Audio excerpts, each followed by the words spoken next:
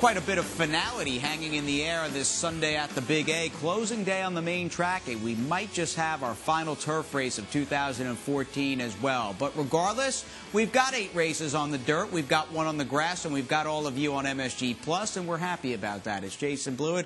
The Migs made it in time. Richard Migliore is alongside, and can you believe it, Mig? The final day in November. It doesn't feel that long ago. We were sitting out on the 3rd floor at Belmont Park, freezing on closing weekend. This entire year seems to have flown on by, from last year on the inner track through the spring meet at Aqueduct, Belmont Park, the start of Insider, obviously Saratoga. We can always warm ourselves through this cold winter with thoughts of Saratoga. Well, all those races are archived on NYRA.com and YouTube, and there's a great, speaking of NYRA.com, on the homepage, a Remembering Cigar link, which you can't miss it. It's got all of his New York race replays, even the turf losses, and a photo gallery.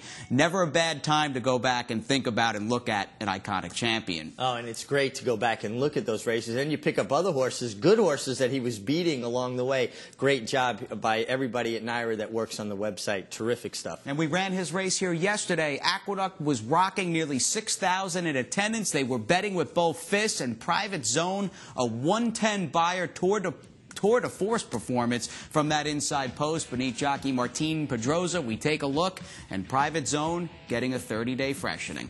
And a well-deserved freshening. He won the Vosburg, he went to the Breeders' Cup, a good third-place finish, delivered this scintillating performance yesterday in the Cigar Mile, and just a cool horse, and he's a gelding, so if they do right by him, he's going to do right by his connections and us for a long time. And we love those geldings, and he will be based, according to Renee Douglas, in New York throughout 2015. Clearly the major goal is the Metropolitan, but what are your thoughts with the horse who's got 3 Grade 1 wins already in the Big Apple? Well, I think he's shown his affinity for New York. New York agrees with him, certainly agreed with his jockey, Martin Pedroza, and the Met Mile would seem like the logical target, or first huge target of the year. A mile wasn't a problem yesterday, and I think he can do it again. And that 2015 Metropolitan will be run on Belmont Stakes Day. Looking forward to that. Maybe that'll be a card where Dortmund will be going for the Triple Crown, but more on him in a few moments. What about Kieran McLaughlin, who got 2 good efforts out of 2 high-profile and classy 2-year-olds yesterday, both losing efforts in the Remsen with Frosted and the Kentucky Jockey Cub with Imperia, but the future seems pretty bright here for Frosted, who just could not wear down Leave the Light On. Leave the Light On was very game, but the racetrack certainly aided his performance. And what I liked about it is when Leave the Light On gave the slip to Frosted just a little bit in mid-stretch, most young horses would have caved in. He didn't cave in. He was actually coming back, and it was 8 lengths back to the 3rd horse. Frosted showed more in defeat than I ever saw from him in his victory yet. And of the 2 high-profile Kieran runners on this show, at least starting things out, he seems the bit more seasoned compared to Imperia, who was a very stubborn second in the Kentucky Jockey Cup, just could not wear down the winner. Did you think he was a bit green in mid-stretch? I did. I thought here he kind of lost focus. He kind of started wandering a bit. And then when this horse comes up outside of him, it kind of gets in his line of vision, and it got him interested again. He took off running. I think if he had just run in one fluid motion through the stretch, not running spotty, he would have got up yesterday. And I like the fact that this horse started his career on grass, and right away he's going to be tagged a grass horse. Well, I think he showed that he handled dirt just fine at Churchill Downs. And he's got the good guys calling the shots, trainer Kieran McLaughlin and his longtime assistant, Artie Magnuson, who was here at the Big A earlier this afternoon. Artie, very close to a very big day yesterday in the Remsen Stakes and the Kentucky Jockey Club. Frosted ran terrific and really against the bias of the track. Yeah, we're very happy at the end of the day looking back. For a few minutes, it's a little disappointing. We've been second in the Remsen 2 years in a row. But looking back at the end of the day, Colt might tap it further and further, turning 2 into 3. We're pretty excited. Well, you have to be really happy with Imperia's run at Churchill Downs. First start on the dirt and really almost got up. Yeah, that was something new for us to ship to Churchill from Florida to try the dirt. And also, that's where they run the Derby next year in May. So it was pretty exciting. A couple more jumps and he gets up. But like you were saying, we learned an awful lot yesterday. He's an improving horse. He likes the dirt, and he can handle the track. And he's green. He's learning. Well, it looked like he kind of got lost a little bit in mid-stretch, but when a horse came up outside of him, he really reasserted himself, and it makes you feel like there's a lot left in the tank. Yes, if that horse would have come to us earlier on the outside, we might have won, but we're thinking long run, and he's an improving horse. Well, it seems like you guys are loaded with a lot of good 2-year-olds. Maybe it's your turn at Churchill Downs. Hopefully, cross your fingers. Good luck. Thanks, Rich. Might Sheikh Mohammed take down the 2015 Run for the Roses? Time will tell. You know Kieran McLaughlin is a world-class horseman and a terrific guy, but how important is it for a man like Kieran to have a trainer like Art Magnuson in the barn? Well, it's hugely important. Somebody that can be your eyes and ears when you're not there, somebody you can trust implicitly. And Kieran's doubly blessed because he has Artie Magnuson based in New York year-round, and then also his brother Neil McLaughlin, handling the horses in Saratoga and then helping out in Florida with his wife Trish. It's definitely a family feeling and a family affair there, and they do a great job. Well, good help with trainer and Hall of Fame trainer Bob Baffert, I think, of Jimmy Barnes, who's been all over the country and traveled with Bayern to the Travers, to the Pennsylvania Derby, and was at Churchill Downs this past weekend for closing weekend of their fall meet. Opportunity, got the job done Friday afternoon in the Clark. And what about the bandwagon that is seemingly growing by the second with the unbeaten Dortmund, who got a 95 buyer, blowing a non-winners of one allowance field out of the water late Saturday at Churchill Downs? Well, he was quite impressive, and I want you to pay particular attention to his stride, his front legs. Really good horses give you that little extra extension at the end of their stride. They almost kind of pop their legs forward to get a little more ground, and you can see that this horse isn't fully extended, and he's doing that. He covers a lot of ground. Now, he's taking a lot of money in that future pool. Like it says, he's crushed in the first Derby future pool. 8-1? He's 8-1 right now. I mean, I don't know if I take 8-1 for him to make the race, let alone win the race. I mean, you know, he looks like a good horse, but boy, there's a lot of time between now and the first Saturday in May. Indeed there is. He is owned by Kaleem Shah. Perhaps a rematch down the road in the Kentucky Derby between Imperia. We'd like to see El Kabir there for Zayed and John Terranova and Dortmund, but at least there's some noise in this 2-year-old division, and a former 2-year-old, potentially 3-year-old champion, in fact, of 2014, California Chrome, the Dual Classic winner, Turf, a success late Saturday out at Del Mar. It was a success, and I'm not ready to say that he's, you know, obviously he's a dirt horse as well, but I'm not ready to say Turf's going to be his future. I know he handled the turf there, ran over the top of the ground. I think he wants to use his speed, and I think Victor Espinoza allowed him to use that speed yesterday, and that's when he's been most successful. I go back to his San Felipe, when he kind of showed the world that he was a good horse, and then he came back with a scintillating performance at Santa Anita Derby.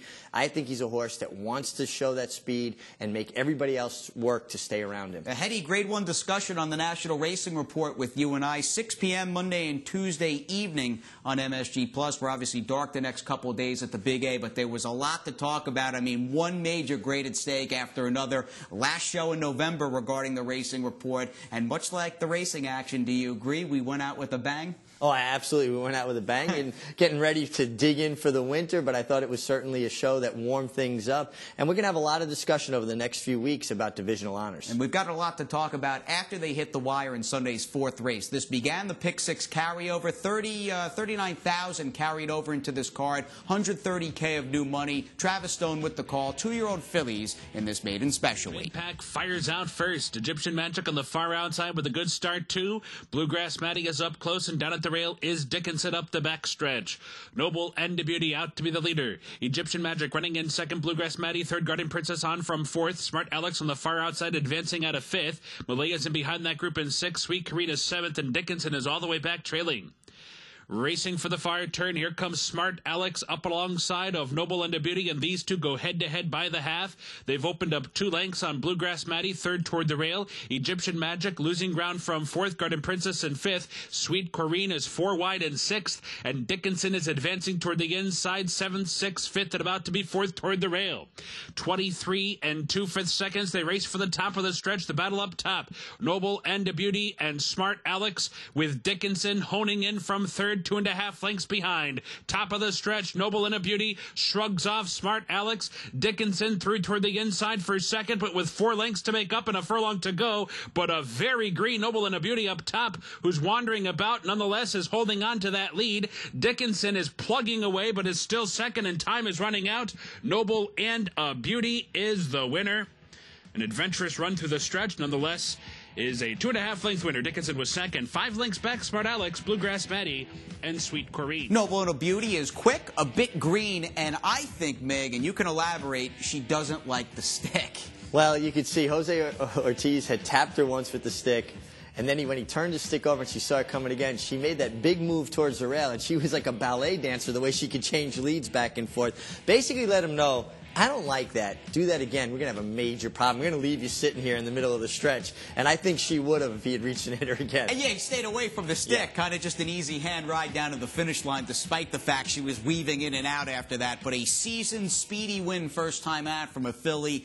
Clearly there was a story. She got bet in pick threes, pick fours, and doubles. She opened up at 2. I don't even think throughout the betting, 20 minutes of betting, she budged off 2-1, and she was ready to rock and roll first time out for Rick Fowler Jr. Rick Fowler does a great job having his first-timers prepared. We've seen him win with a lot of them in the past, and I think we've got to talk about Dickinson, the second-place finisher. Got a pedigree that says she wants to go further, ran like she wants to go further, took a lot of kickback, encountered some trouble, and finished well. Now, obviously, Noble and the Beauty was the best horse today, but I think Dickinson you want to look at as the distances stretch out. Well, she's the Medaglia d'Oro out of the APND mare. The best is yet to come with her. That was a theme on today's National Racing Report, again Monday and Tuesday at 6 p.m. as we take a little breather on the show. What is that? Oh, somebody handicapping and doing work. They're still off and running at Churchill, Gulfstream Park West. Get that Nye Rewards account out. And again, we've got a turf surprise a bit later in the show, so stay tuned.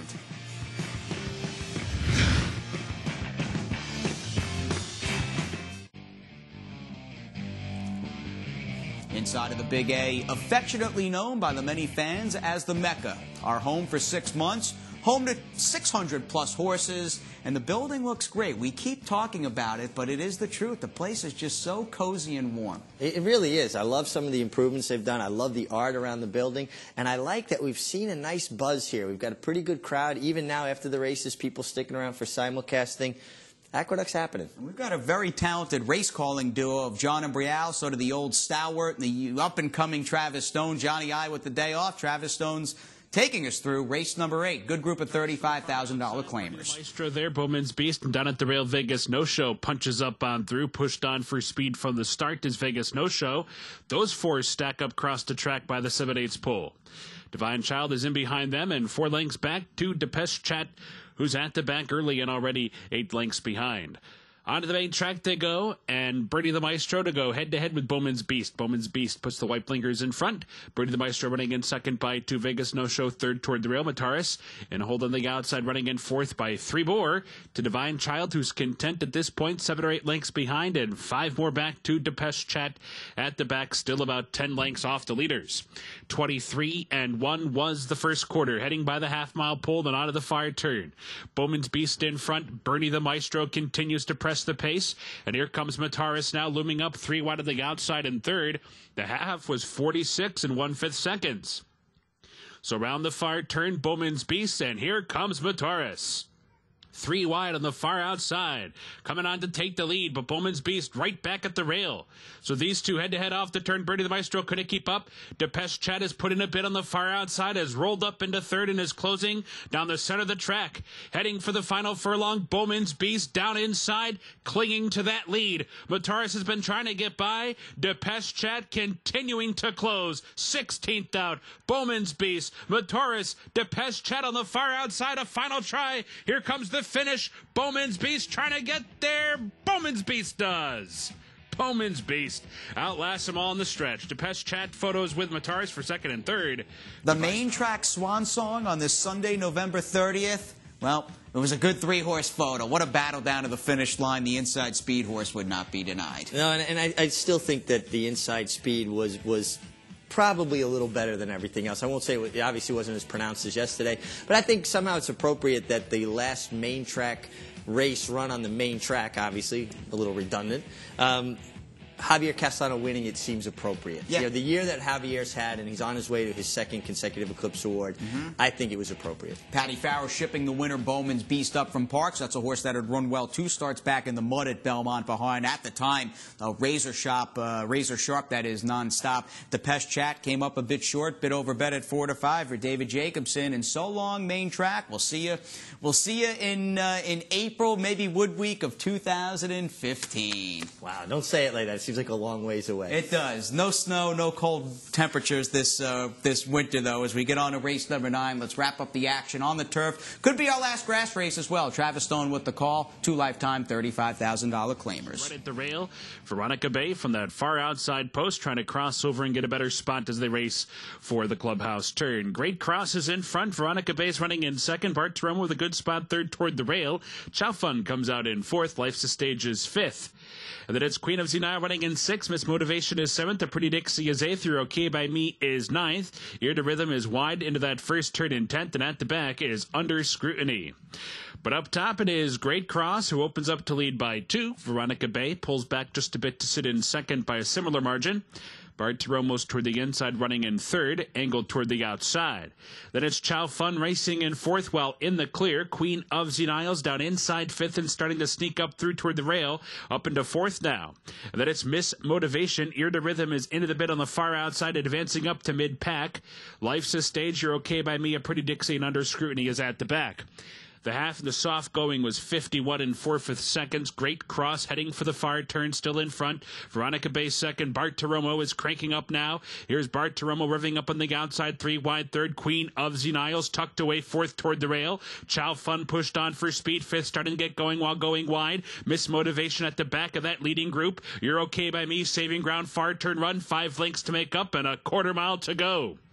Great Cross comes off the turn, still in front. Veronica Bay, Bart Teromo third on the outside. Chow Fun down the center of the course. Queen of Zeniles trying to pick through the pack. You're Okay by Me down inside into the final eighth. Great Cross with something left. Great Cross opens up by 2. Bart Teromo second. You're Okay by Me down inside, but the wire's coming, and it is Great Cross.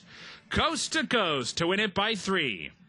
Tight for second. Maybe You're Okay by Me through toward the inside of Bart Teromo. The man upstairs said coast to coast, and Great Cross wiring the field in race number 9. Back-to-back 4-win cards for Jose Ortiz. And do you think she liked the ground today? I really do. I thought she showed improved speed, and I think there was a reason for it. I think horses that handle this ground show it right off the break, and she got most comfortable and took them wire to wire. I thought a really nice ride by Angel Serper to come up for second when You're Okay by Me along the inside. 35-1, just nipping Bart Teromo there for the exacta spot, but no doubt about the winner who is making her second start off the claim for trainer Mike Maker. And let's take a sec. We got the jock standings and the final main track standings coming up in a short time on this show. Jose Ortiz, look, we ran 19 races today and going back to Saturday's first. He won 8 of them. Eight wins. I mean, and he really got hot. It was interesting. I was with Mike Hushin yesterday when he won, I think, his 3rd or 4th. And he had ridden Princess Violet from Mike the day before. And Mike was like, oh, that's great. Couldn't have done that yesterday. Kidding around. Obviously, Mike likes him a lot and rides him on a lot of horses. But he certainly did heat up, and maybe a good time. He's going to have a big winter. 5th nationally in purse money won, over $15.3 million entering this card, a total that was increased race by race today. Good stuff with Jose Ortiz and this young, for the most part, jockey colony as we get it back to Travis Stone for this closing day on the main track. The calls are 1, 2, 3, 5, 6, and 7. Giving it up. Lyrical Mural's off the turn well wide, and then it's McQuaid, top of the stretch. Hidden Warrior digging in for a 2-length lead, wandering about the track. Vagarious second, still 2 lengths behind, furlong to go. And then it's Lyrical Miracle, Greg's four-wheeler, and McQuaid. It is still Hidden Warrior, who's really all over the place, but nonetheless is clear by 2.5 as they come for the wire. Vagarious is going to finish second to Hidden Warrior. Lyrical Miracle was third, and McQuaid was fourth. 6 as they come off the turn. Take it inside. On the outside, Piccolo Flats has swept up to take charge as they race for the final furlong and is opening up now by a 5-length lead into the final 8th. Farther back, it's Literata and Trapes and Utopia and everybody else with a 16th left to go. Piccolo Flats, wide trip and all. A big-time winner here, wins by 9 in the end. Literata, followed by Trapes and Utopia, and Kimmy's Lucky Star was fourth. North Ocean comes off the turn and grabs a 2-length lead at the top of the stretch. Petrocelli is full out but is gaining no ground. Social Sol third on the outside. State Flag is fourth. Here's the 8th pole, and North Ocean has kicked it into gear. Opens up to lead by 3. Social Sol, Petrocelli, State Flag giving chase. It is North Ocean, a gate-to-wire winner. 3 lengths on the line. Social Sol second, then it was tight for third. Petrocelli are at least a dozen behind as they come off the turn, and B. Shanny with a 5-length lead at the top of the stretch. Broad Rule up into second. I Want You to Know back in third. Sable River and Junior Officer in a strung out field. The half was 46, 3/4 10 and 3.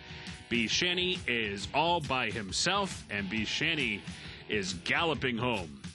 A 5-length decisive winner. Broad Rule fought on for second. I Want You to Know in Sable River.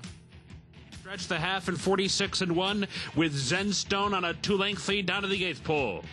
Midnight Champagne full out but still second. Get Hot, Stay Hot, Brody Rendezvous, Enduring Touch, and everybody else 16th out. And Zenstone's got a 4-length lead. Zenstone down to the wire from start to finish. 3 lengths in the end. Midnight Champagne second. Get Hot, Stay Hot, and Enduring Touch. Fourth Distant Thoughts is 5th as the field hits the top of the stretch. So they're off the turn, and Caldwell has put a nose in front. Cosmic Coincidence can't keep going. On the far outside, Horatio's coming on with a late bid, too. And farther back, Midnight Taboo's trying to get going in the final 1/8 of a mile. Horatio's in front. Caldwell. Here comes Midnight Taboo. Horatio's begging for the line. Midnight Taboo, a final surge. Midnight Taboo gets there.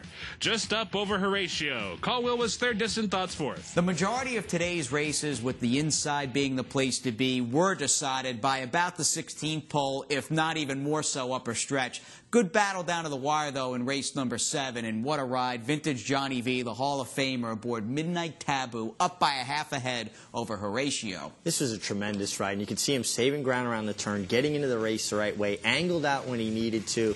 And this is a $35,000 claimer, so anybody that questions Johnny Velasquez's hunger or desire, it's still all there. Look at the way he finishes on this horse and gets him up at the wire.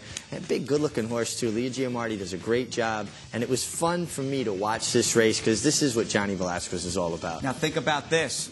We've got 1 month remaining in this year. Next year's obviously 2015. March 12th of 2015 will be exactly 25 years since John Velasquez rode his first ever winner in the United States in March of 1990 at the Big A. What about that? Time flies. That's pretty an amazing stat. 25 years went by in a blink of an eye. Time flies tonight on Aqueduct Insider. We're looking for a good stallion, and it's time for the Frost Giant New York bred standout. Many horses did not win with this trip over the last 2 cards. Piccolo Flats in today's second. She was terrific. She was terrific, and speaking of Frost Giant, he stands at Keene Stud about 15 minutes from my house, and this horse owned by Jonathan Thorne, Thorndale Farms, about 5 minutes from my house, so a lot of local flavor for me. But when you talk about Frost Giant, he's got everything you want in a stallion. He throws all kinds of horses. They run long, short, turf, dirt. To me, Frost Giant's the horse to go to in New York. Suburban winner back in 2008. To inquire, contact Eric Bishop at sunrisestallions.com. And they're still playing the ponies here at the Big A. And we'll get to the claims with State Flag picked up by Danny Gargan, who's actually the trainer at Piccolo Flats. B. Shanty, named for Brendan Shanahan, dropped down to 10, lifted up by Abigail Adsit. And David Jacobson was pretty busy today, Meg. Yeah, he was quite busy today, and he's just stocking up for winter. We got a lot of big racing coming up, a lot of good purses, and, you know, David will be loaded up. And we've got a lot of Grade 1 quality coming up on this show. Final timeout. Stay tuned.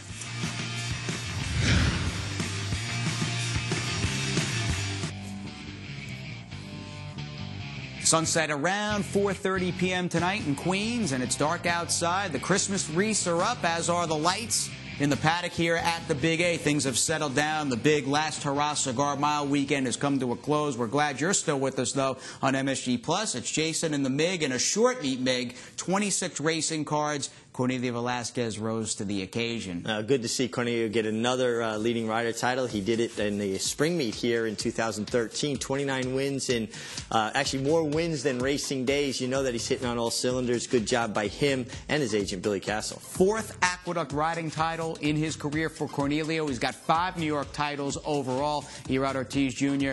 Was valiant in defeat, just couldn't close it out. Jose Ortiz back-to-back 4-win cards. He is the star, the riding star in this room for me over the last couple of days, and I know the Mig agrees. And for David Jacobson, who is Billy Castle's longtime friend and Cornelia Velasquez's main guy, well, he took down the training title with 19 wins. Yeah, he just does a terrific job. Wins with all kinds of horses. Nice to see David get another leading trainer title, excuse me. And you know he's loaded up for the winter again.